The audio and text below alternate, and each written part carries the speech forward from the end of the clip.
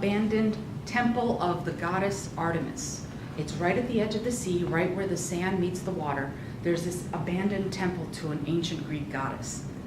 If I ever have any trouble figuring out what happens next, I look at that image and immediately I know what to do. So I highly recommend that. Visual stimuli will give you that prompt, sometimes even better than words will. Questions on that? What other examples of items do you put on your vision board for your character?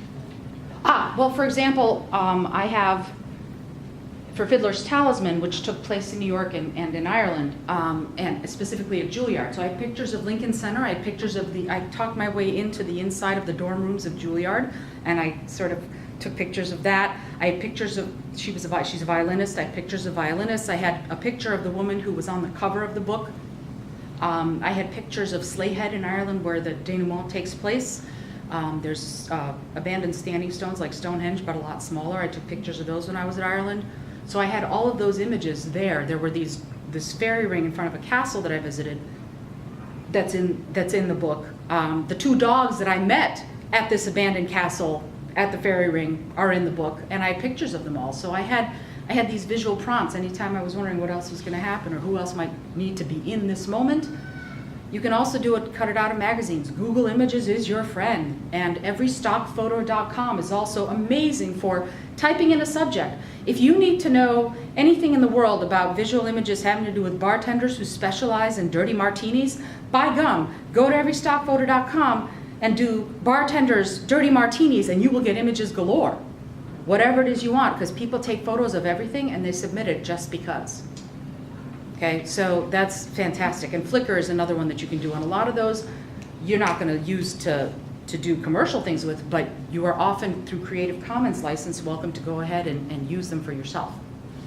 So I highly recommend both of those as ways of getting those visual stimuli so that you can get past that block, or so that you can just spark that creative fire. Any other questions? Okay. Did you ever ask the girl what she was looking at? I didn't, but I'm going to ask her because I'm friends with her parents, so I can ask her. All right, so now we're going to do something a little bit different. Sort of in keeping with the gambler theme, I'm going to give you all, and John and Giselle, I'm going to ask you to, and Allie, I'm going to ask you to share one set of dice, and you ladies share one set. You share. Deborah and Karen, if I could ask you to share also, that'd be great. There are dice. Now, take a look at the dice, if you will. Okay? You will notice that the dice have words on them. Okay? We're going to do a fun little exercise about these dice. Somebody tell me what's on the red dice. Just what kinds of words are on the red die? What are they? Jobs, professions. And what's on the black die? Things, objects. And what's on the purple die? Places, locations. Okay? A noun is a birthplace of thing. Anybody ever watched Schoolhouse Rock when you were a kid?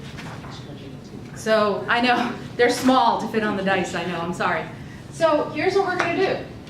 We're going to do a gamble. We're going to take our object, our location, our profession. We're going to randomize them a little bit.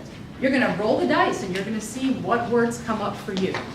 And you don't have to do all the same. You can do it like Alex can do a roll, and then what's your name? Linda, sorry, Linda. And then Linda can do a roll, and whatever ones come up for you, see if you can make the connections for yourself to write about your topic. The first one we were going to do, and I'm going to say let's take 5 minutes instead of 10, is that okay? Let's take 5 minutes. And we're going to focus on compelling dialogue. Now, before we get started, what makes for compelling dialogue? What do you all think as writers? What makes for compelling dialogue? Voice. The voice of the characters? Is that what you're talking about? Okay, the voice of the characters. Conflict. Action. Moving something forward, something happening. What else? What about strong emotional commitment to what's going on? If two people are talking and one goes, hey, how's it going? And the other one goes, dude, what up? That's so thrilling, right? But if there's something going on where they are both either at odds or both impassioned, have strong emotions about whatever's going on, that's going to enrich the scene. So as you roll your dice, and we're going to all wait until everybody has their object, location, and profession all together. And if you're using the handout, there's a place for you to write your object, your location, and your profession, but you don't have to do it that way. What I'm going to ask you to do, so everybody gets a chance to roll, and Candace, I'll invite you to join this table with Ally, Giselle, and John. Go ahead and roll the dice and see what yours are, and write them up for yourself under Story Challenge 1. It should be like page 4. And we're going to be thinking about writing compelling dialogue, incorporating our profession, our object, and our location. And then once you all have your words, I will start the timer for 5 minutes.